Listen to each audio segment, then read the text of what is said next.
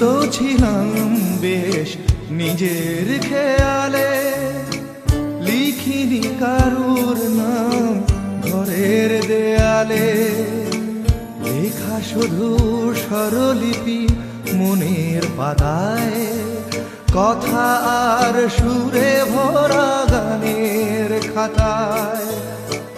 কখনো তোমার নাম ছিল না কোথাও, তাই কি লিখিনি গান আজও এক